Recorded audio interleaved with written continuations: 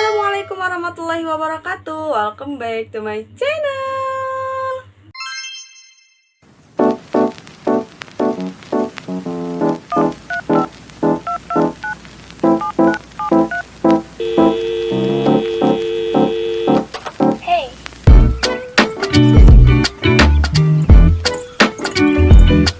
Oke teman-teman semuanya, gimana kabarnya? Semoga selalu baik dan juga semoga selalu diberikan keistiqomahannya untuk selalu berhijrah di jalan Allah. Oke teman-teman, istilah kata nih ya, di video kali ini kita akan ngomongin lagi atau ngebahas tentang berita yang lagi viral, yang dimana seorang cucu dari Mbah Priuk, maksudnya ada orang yang mengaku sebagai cucunya Mbah Priuk, yaitu anti peluru, anti tembak, anti ditusuk jarum, dan lain sebagainya. Oke teman-teman, kita nggak usah pakai rahasia-rahasiaan namanya lagi dah ya, karena kan seluruh Indonesia itu tahu nih orang bahwasanya si paling cucunya Mbah Priuk dan si paling anti peluru, yang dimana beliau ini bernama Jindan Al-Habsyi. Dia ini viral setelah masuk ke podcastnya Dr. Richard Lee yang mengaku atau menantang pesulap merah untuk adu tembak, dan juga dia membuktikan bahwasannya dirinya itu tidak mempan ditusuk jarum. Nama saya Muhammad Sam Jindan Al-Habsyi. Umur saya 22 tahun. Cucu Mbah Priuk, cucunya Mbah Priuk. Cicit Mbah Priuk. Mungkin kalau menurut anti tembak pembuktian langsung aja dengan Marcel ya. Saya menantang Marcel pesulap merah anti tembak jarak 2 meter ya. Jadi teman-teman, singkat cerita, beliau ini datang ke podcastnya Dr. Richard Lee bersama dengan pengacaranya yaitu Firdaus, yang dimana beliau ini membuktikan bahwasannya dirinya ini tidak mempan ditembak. Maksudnya beliau ini sudah membawa tembakan, yaitu tembakan seperti gotri. Gotri itu jadi bukan tembakan kayak tembakan pada umumnya, tapi seperti tembakan gas kayak gitu teman-teman. Dan juga beliau ini menunjukkan skillnya atau pembuktian bahwasannya dirinya itu nggak mempan ditusuk oleh jarum. Akan tetapi ketika Dr. Richard Lee ingin menusukkan jarum yang lebih besar, yaitu jarum aboket, Ana nggak tahu lah ya bentuk jarum aboket itu gimana, karena setahu Ana kalau misalkan jarum suntik itu ya kecil gitu, mungkin ada macam-macamnya lagi jarumnya, Ana nggak tahu, dan mungkin jarum aboket itu paling besarnya dan pengen ditusukin tuh sama Dr. Richard Lee, tapi ini beda lagi nih, ini beda lagi urusannya. Jadi intinya beliau di dalam videonya Dr. Richard Lee ini ingin membuktikan lah bahwasannya emang ilmu debus itu ada, emang ilmu dukun itu ada, kayak gitu lah ya teman-teman. Tapi kalau misalkan kita kayak ngelihat bahwasannya dia mengaku cicitnya langsung dari Mbah Priuk, kok bisa gitu ya percaya dengan hal dukun-dukunan seperti itu teman-teman. Dan juga di salah satu videonya beliau ini, beliau nggak cuman hanya mengaku sebagai cicitnya dari Mbah Priuk aja, akan tetapi masih banyak lagi bahwasannya beliau itu nenek moyangnya yang memberi makan jin teman-teman. Berarti menghina nenek saya berarti? Berarti bisa ngeliat jin? Nenek saya itu yang ngajarin ngaji jin. Ngajarin ngaji Di jin? Tasikmalaya itu ada pesantren, di Singaparna itu ada pesantren jin. Itu ngebajarin jin. Habib Jidan bisa ngeliat jin? Nah, saya pribadi nih, saya cucunya nih, cucu SMP Badi. Ini saya ngantri makannya. Ke jin? Ya, mintanya ke jin, langsung ngantri makan. Dan di video kali ini kita akan sedikit mengulas profil singkat atau profil sejarah dari Mbah Priuk dan juga perjalanannya dari si Jindan ini. Tapi yang nggak usah banyak-banyak lah ya dari si Jindannya ini, karena kita akan sedikit meluruskan juga, dan juga kita akan sedikit menjelaskan tentang sejarah kok bisa Mbah Priuk mempunyai cicit seperti itu teman-teman. Saya Habaib. Waduh, Habib, saya nggak panggil Habib lagi. Saya cicit daripada keramat Tanjung Priuk. Oh, oke. Jadi Habib Hasan bin Muhammad Al-Haddad atau yang sering kita kenal sebagai Mbah Priuk. Jadi teman-teman, Priuk adalah salah satu daerah yang terletak di ujung Jakarta, yang dimana di situ tuh hidup dari beberapa suku, dan Priuk juga terkenal dengan orang-orangnya yang sangat keras akan tetapi ramah. Jadi istilah kata mah ya, jangan berani-berani untuk nyenggol duluan orang-orang Priuk kalau misalkan nggak mau senggol bacok kayak gitu teman-teman. Sebelum kita ngebahas tentang Mbah Priuk, kita akan sedikit mengulas tentang si Jindan ini. Jadi Jindan ini mempunyai nama asli yang bernama Muhammad Salim Jindan Al-Habsyi. Beliau ini terkenal setelah memasuki podcast dari Dr. Richard Lee, yang dimana beliau ini mengaku sebagai seorang cicit dari Mbah Priuk, dan juga beliau ini orangnya anti peluru, maksudnya anti tembak, dan juga beliau ini anti tuh ditusuk pakai jarum pentol. Dan nama dia ini semakin melambung ketika dia juga menantang pesulap merah untuk adu kebal nih, maksudnya adu tembak jarak 2 meter. Kalau misalkan kena tembak, jadi disiapin tuh uang 5 miliar ataupun iPhone 13 Pro Max. Ente kadang-kadang ente. Jadi kayak sebuah kompetisi gitu ya, kayak ajang kuat-kuatan, hebat-hebatan, siapa yang hebat itu dapat tuh 5 miliar atau iPhone 13 Pro Max kayak gitu teman-teman. Akan tetapi teman-teman, dari pesulap merahnya ini nggak ada respon sama sekali, dan juga dia ini menantang kalau misalkan nggak mau, nggak berani nih adu tembak, oke kita duel di ringnya Om Deddy Corbuzier. Dan Om Deddy Corbuzier ini menangkap, atau maksudnya itu menanggapi hal tersebut, dan dia ini nggak mau. Bahkan Om Deddy itu mikir kalau misalkan dia mau tembak-tembakan, itu senjatanya dari mana. Oke teman-teman, balik lagi nih ke ceritanya atau profil singkat dari si Habib Jindan ini. Jadi Habib Jindan ini keturunan atau lahir asli dari Palembang, Sumatera Selatan, di daerah Pelaju. Dan dia ini pindah ke Jakarta, lalu pindah lagi ke Kalimantan itu sekitar 2013 teman-teman. Jadi istilah kata mah dia ini anak rantauan teman-teman. Dan juga dia ini mengaku belajar ilmu kebatinan di beberapa daerah seperti Cianjur, Garut, Bandung, dan juga Panjalu di Jawa Barat. Dan ketika dia merasa nih ilmunya udah sangat cukup teman-teman, beliau ini membuka praktik ruqyah di daerah Bintari, Duren 3, dan Tebet, Jakarta. Begitulah profil singkat dari Habib Jindan Al-Habsyi teman-teman. Jadi kita kunci dulu nih ya profil singkat dari Habib Jindan Al-Habsyi. Dan sekarang kita ngebahas nih tentang Mbah Priuk, yaitu mbahnya si Jindan. Nama Mbah Priuk itu begitu harum ya teman-teman, dan begitu sangat menginspirasi bagi umat Islam yang ada di Indonesia. Habib Hasan bin Muhammad Al-Haddad dipercaya sebagai keturunan dari Nabi Muhammad SAW yang berkelahiran di Palembang teman-teman. Dan makam beliau ini terletak di Koja, Jakarta Utara. Dan teman-teman, makamnya ini selalu ramai dari penziarah. Jadi dari penziarah beberapa daerah itu datang tuh ke makamnya Mbah Priuk yang ada di Koja, Jakarta Utara. Kalian pernah nggak sih ke makamnya Mbah Priuk? Kalau misalkan anak pribadi itu pernah ketika anak kelas akhir di pondok anak dulu. Jadi mengadakan penziarah ke 9 wali plus juga mampir tuh ke makamnya Mbah Priuk, dan emang rame banget teman-teman. Jadi kalau misalkan bagi teman-teman yang udah pernah nih ziarah ke makamnya Mbah Priuk, bisa dong komen di bawah. Dan apa sih tujuan dari ziarah kubur itu? Dan ziarah kubur itu tujuannya kayak mengingatkan kita akan kematian, dan juga kayak kita ini berdoa lah ya. Berdoanya itu ya tetap minta sama Allah, akan tetapi kayak kita mengirimkan Al-Fatihah ke beliau, dan juga mengirimkan kayak sesuatu doa-doa yang baik. Jadi bukan kayak minta Mbah aku minta kaya, Mbah aku minta jodoh. Enggak gitu teman-teman, mintanya sama pohon lah, mintanya sama akar pohon, mintanya sama batu, mintanya sama makam-makam oleh dan soleha. Enggak kayak gitu teman-teman. Kita tetap meminta dan memohon kepada Allah Subhanahu wa Ta'ala. Tetapi kalau misalkan kita pengen ziarah kubur, itu hanya mengingatkan kita kepada kematian dan juga mengirimkan doa nih supaya karomah beliau juga nyampe gitu ke kita, insya Allah teman-teman. Dan Mbah Priuk ini terkenal teman-teman sebagai seorang ulama yang gugur ketika perjalanan dakwahnya ke Pulau Jawa. Dan juga Mbah Priuk ini sering nih dikait-kaitkan dengan Tanjung Priuk yang berada di Jakarta Utara teman-teman. Nama asli beliau ini agak panjang gitu ya, yaitu Al-Imam Al-Arif Billah Sayyidina Al-Habib Hasan bin Muhammad Al-Haddad, yang dimana beliau ini lahir pada tahun 1727.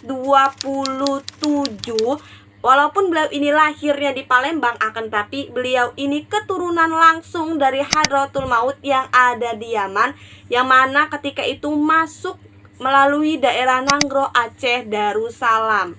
Bahkan Mbah Priuk ini belajar langsung ke Yaman dan menjadi pendakwa di beberapa daerah di Indonesia. Beliau ini wafat tahun 1756 ketika perjalanannya menuju Jawa. Maksudnya perjalanan dakwah syiar ke Jawa. Jadi pada suatu ketika beliau ini melakukan perjalanan dakwah pada tahun 1756 bersama saudaranya, yaitu Al-Arif Billah Al-Habib Ali Al-Haddad. Allahu Akbar. Jadi maaf ya teman-teman kalau salah karena namanya itu agak ribet gitu ya. Jadi beliau ini melakukan perjalanan bersama saudaranya, yaitu perjalanan dakwah ke Jawa. Dan ketika itu gak serta-merta kayak cepat teman-teman. Beliau ini menempuh perjalanan hampir 2 bulan. Dan perjalanannya itu nggak mulus ketika di dermaga, maksudnya ketika di lautan. Beliau ini bertemu dengan kapal Belanda, yang dimana kapal Belanda ini membawa beberapa senjata api. Dan ketika kapal beliau ini teman-teman bertemu dengan kapal dari orang-orang Belanda, kapal beliau ini dilempari oleh meriam. Bayangin, kapal beliau ini dia nggak kapal besar, akan tetapi kapal kecil kayak pada umumnya kayak kapal-kapal nelayan gitu teman-teman, yang masih didayung kayak gitu. Dan alhamdulillahnya itu selamat ketika dari serangan meriam dari Belanda. Akan tetapi ombak yang sangat besar itu muncul teman-teman, dan menenggelamkan semua bawaan dari Mbah Priuk ini dan juga saudaranya. Dan yang tersisa hanya cuman periuknya aja teman-teman. Karena barang-barangnya itu hanyut, akan tetapi yang tersisa itu cuman penanak nasi atau periuk gitu. Jadi orang-orang zaman dulu kan bilangnya periuk, bukan magicom kayak penanak nasi yang ada cantelannya itu. Nah itu namanya periuk teman-teman, yang tersisa hanya itu. Dan ketika ombak yang pertama itu udah menenggelamkan semua barang-barangnya dia, datang lagi teman-teman ombak yang kedua, sehingga membawa Mbah Priuk dan saudaranya itu sampai ke pulau atau ke tanjung yang belum ada namanya, belum ada orang sama sekali teman-teman. Ketika ditemukan Mbah Priuk ini sudah dalam keadaan meninggal, sedangkan saudaranya ini alhamdulillah masih hidup. Lalu oleh orang-orang desa itu terdiri dari nelayan ya, itu langsung menguburkan Mbah Priuk di Jakarta Utara. Dan juga dikuburkannya itu kayak batu nisannya itu dari dayungannya, maksudnya dayungan yang kayak perahu itu, dan di sisinya itu ditaruh kayak periuknya, maksudnya penanak nasinya yang bekas beliau tenggelam, karena kan tersisanya cuman kayak penanak nasinya itu teman-teman. Dan karena batu nisannya itu kan terbuat dari dayungannya itu ya teman-teman, akhirnya dayungannya itu berubah menjadi sebuah pohon. Ya kita nggak kayak wow banget sih ya, karena kan itu secara ilmiah bisa dijelaskan. Karena kalau misalkan kayu udah terkena air pasti kan bisa tuh numbuh. Kadang-kadang kan kita ngeliat juga kayu numbuh jamur gitu ya, nggak ditumbuhi sama jamur. Kalau misalkan sebuah kayu menjadi pohon, ya itu nggak biasa kayak gitu, maksudnya ya udah biasa aja. Dan itu pohonnya sampai masih ada sampai sekarang, yaitu pohon Tanjung teman-teman. Dan periuknya itu katanya sempat hilang, lalu sempat balik lagi dan ada di samping makamnya Mbah Priuk. Dan muncullah nih nama dari Tanjung Priuk itu sering dikaitkan juga karena penemuan jasad dari Mbah Priuk ini. Akan tetapi teman-teman, para sejarawan itu nggak terima kalau misalkan nama Tanjung Priuk itu berasal dari Mbah Priuk, karena mereka itu percaya nama Tanjung Priuk itu udah ada di peradaban 16 teman-teman. Jadi sebelum Mbah Priuk ke situ, maksudnya ke Indonesia, nama Tanjung Priuk itu udah ada. Dulu itu hidup sebuah penghulu dan juga kayak pemimpin dari daerah Warakas yang ahli besi, ahli pembuat pedang, dan juga ahli kayak membuat periuk, yaitu bernama Aki Tirem. Dan mereka memberi nama Tanjung itu karena di situ sebuah tanjung yang daratannya dimana merosok ke laut gitu teman-teman. Makanya dinamakan Tanjung. Dan juga Priuk itu dari tadi pemimpin dari Warakas kayak gitu. Dari para sejarawan, dia nggak ada tuh sangkut pautnya dari Mbah Priuk. Kalau misalkan dari kepercayaan umat Islam yang ada di Indonesia, Tanjung Priuk itu ya dari Mbah Priuk itu teman-teman. Oke, jadi begitulah sejarah singkat tuh ya tadi dari si Habib Jindan dan juga sejarah singkat dari Mbah Priuk. Jadi kalau misalkan kita mau ngomongin dari mana nih asal usulnya si Habib Jindan bisa jadi cicitnya dari Mbah Priuk, teman-teman. Sedangkan Mbah Priuk ini hidup di tahun 1727 dan wafat di tahun 1756. Jadi kapan gitu? Dan mereka itu percaya bahwasannya Mbah Priuk itu wafat, beliau tuh dalam keadaan belum menikah, maksudnya masih dalam keadaan muda gitu, umurnya sekitar 30-an atau 20-an kayak gitu ya, teman-teman. Jadi si Jindan ini cicitnya dari siapa? Kalau misalkan cicit dari umat Nabi Adam, iya kita semua juga cicit dari umat Nabi Adam alaihi salam. Karena kan Nabi Adam itu adalah nabi atau manusia pertama yang diciptakan oleh Allah Subhanahu wa taala, teman-teman. Jadi beliau ini cicitnya dari siapa? Yang bisa jawab coba deh komen di bawah, siapa tahu oh cicitnya dari ini, mungkin oh cicitnya dari ini. Karena menurut sejarawan itu hidupnya Mbah Priuk itu wafat ketika masih muda banget, teman-teman, dan juga belum menikah sama sekali. Ini pembuktian kok, memang kita dari rumah udah bawa. Saya pribadi masuk cutter masalah apa? Profesi saya anti tembak. Sombong amat. Kalau anti tembak, tembakan sebenarnya lebih berat daripada. Beda lagi. Ada lagi pelajarannya. Dokter aja mau belajar dokter cantik ada Spesialisnya dokter cantik beda. ada lagi kan? Oke. Dokter cantikan, ada dokter Jadi kebal jarum beda, Beda Jarum Kita beda tembak lagi. lagi. Jarum pentol beda. Iya. Sini kasih saya dulu. Dia kalahnya sama jarum neraka ini. Oke teman-teman, di video sebelumnya yang tadi kita tonton tuh bareng-bareng, Nabi Muhammad SAW ketika perang Uhud gigi gerahamnya itu patah, bibirnya itu robek, dan juga pelipisnya itu kena goresan atau kena pukulan dari musuh sampai logam itu bisa masuk ke pipinya Nabi Muhammad SAW. Begitupun dengan sahabat Nabi yaitu Mus'ab bin Umair yang tangannya itu putus lalu meninggal, dan juga Hamzah yaitu pamannya Nabi Muhammad SAW yang mati di perang Uhud, dadanya dibelah, jantungnya diambil, dan juga Tolha yang jari jemarinya putus. Lalu ada Abu Ubaidah yang berusaha mengambil koin yang ada di pipinya Rasulullah SAW, giginya sampai copot, teman-teman. Dan coba kita melihat dari 4 sahabat Nabi yaitu Khulafaur Rasyidin, yang dimana dari 1 dan 3-nya maksudnya ada Ali, ada Umar, ada Utsman, dan keempat-empatnya itu kena besetan pisau belati dan mereka itu mati syahid ketika perang. Beda ya kalau sama Abu Bakar kan matinya itu karena beliau ini sakit ya, teman-teman. Lalu juga ada dari Imam Husain yang membawa 70 anggota keluarganya untuk ikut berperang, lalu mati syahid ke-70-nya itu, teman-teman, gak ada sisa di Kufah. Jadi kalau misalkan ilmu kebal itu diberikan oleh Allah kepada orang-orang yang dicintai, siapakah yang lebih dicintai daripada Rasulullah SAW? Bahkan Rasulullah SAW aja kena atau terluka, bahkan gigi gerahamnya itu sampai copot di perang Uhud. Kalau misalkan Allah memberikan ilmu kebal kepada orang-orang yang dicintai, siapa orang-orang yang dicintai ini selain Rasulullah SAW, teman-teman? Kalau misalkan ilmu kebal itu didapatkan dari kebersihan hatinya, manakah teman-teman yang hatinya lebih bersih daripada keempat sahabatnya itu, teman-teman? Padahal 3 dari 4-nya itu beliau mati ketika perang kena pisau belati. Dan juga kalau misalkan ilmu kebal ini didapatkan karena taat menjalankan syariat Allah dan juga amalan-amalan dari Rasul, apakah 10 sahabat ini yang tadi luka-luka ya teman, gak lebih taat daripada kita, gak lebih taat menjalankan sunnah Rasul dan juga perintah dari Allah Subhanahu wa ta'ala, teman-teman? Padahal ke-10-nya itu juga luka-luka ketika perang.